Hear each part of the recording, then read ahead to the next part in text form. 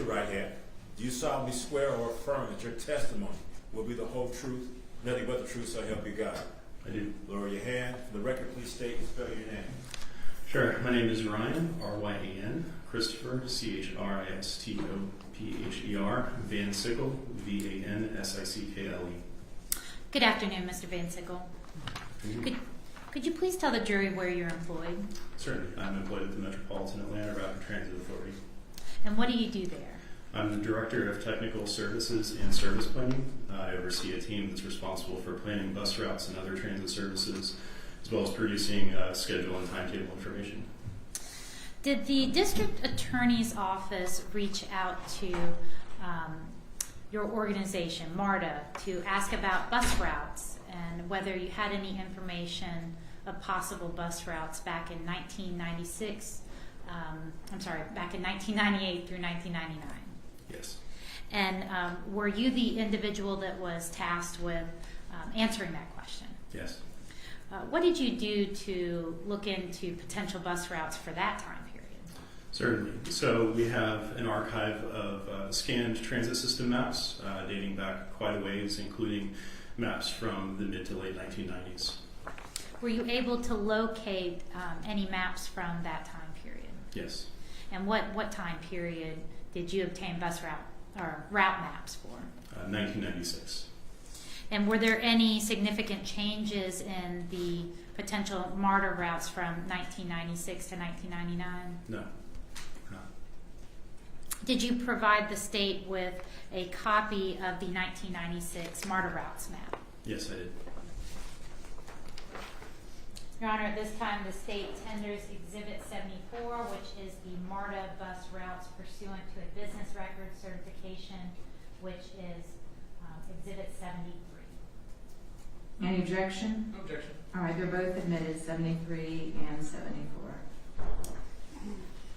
Were you asked to look at and compare two different locations in the Atlanta area and the potential routes there might have been during that time period as 1998 to 1999 from those two locations? Yes, I was.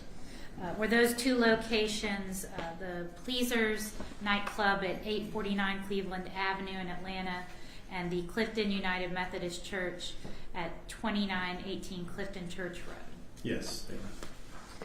Your Honor, at this time the state tenders Exhibit 72 into evidence. It is a map created by DeKalb County GIS Services that the parties are stipulating to. Any objection? Objection. Okay, it's admitted, and the parties have stipulated to this, correct? Yes, Your Honor, stipulate the authenticity. All right, thank you. Permission to publish? Yes. Now start with Exhibit 72.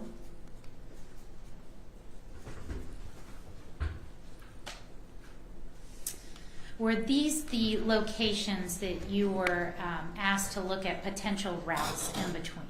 Yes, they are. And if you wouldn't mind, could you, there's actually a large screen behind you. Sure. Would you mind standing up and pointing to the Cleveland Avenue address? And then where is the church located in reference to the Cleveland Avenue address? Other side of the screen here. All right, you can have a seat.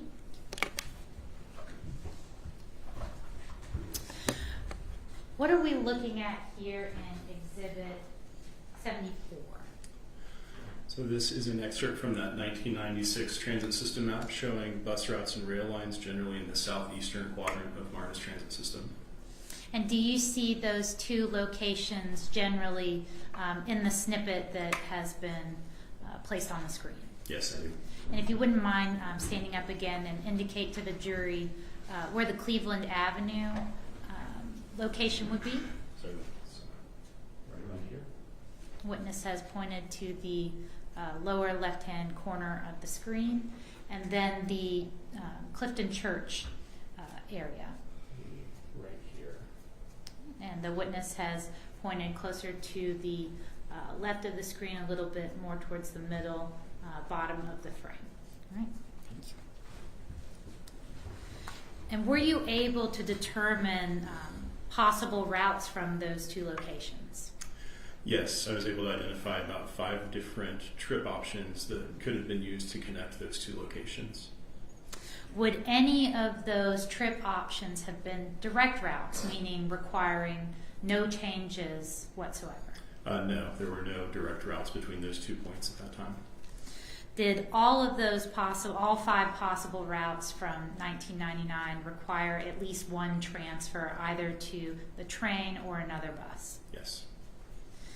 And are you able to approximate how long, at a minimum, those routes would have taken, best case scenario?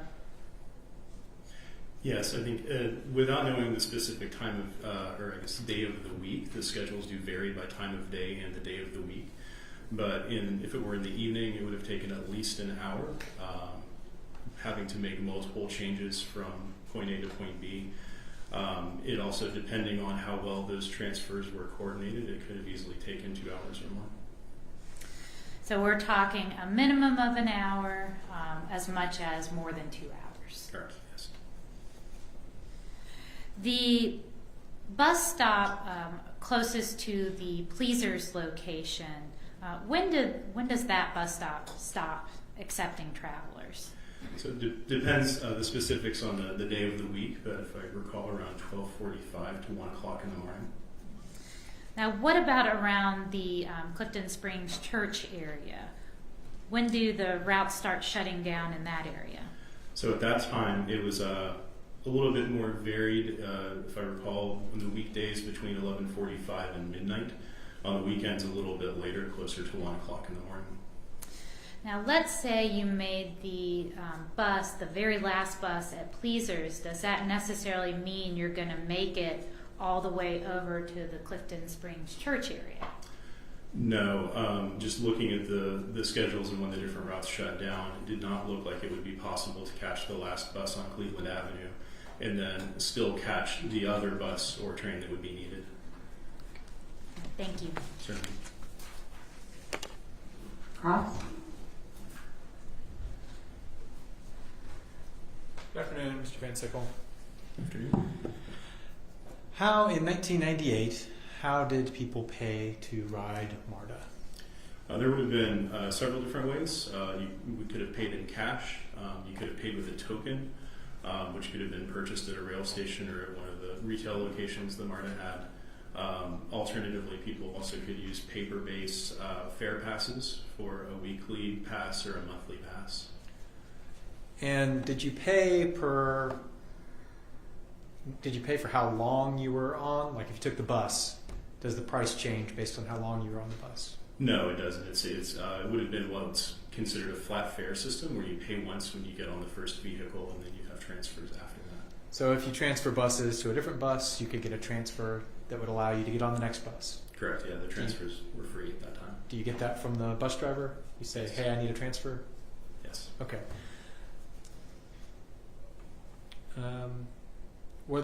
Did they have any programs for children to ride for a reduced rate or free? I'm actually not sure at that time. I don't know what those discount programs might have been. Okay. Now, the 2 locations that the district attorney asked you to look at, they did have bus stations next to them, right? Yeah, there was bus service close by. Okay.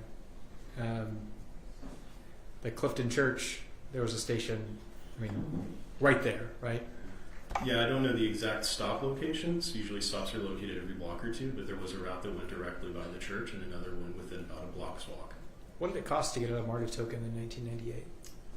I am not sure. Yeah, I apologize. It's a little bit before my time here, but it probably would have been closer to $1.50 or maybe $1.25. I'm not exactly sure. And that gets you on the bus and gets you anywhere that MARTA would go for that price. Yeah, correct. Thank you very much. Certainly. Any redirect? No, Your Honor. Okay, thank you so much. You may be excused.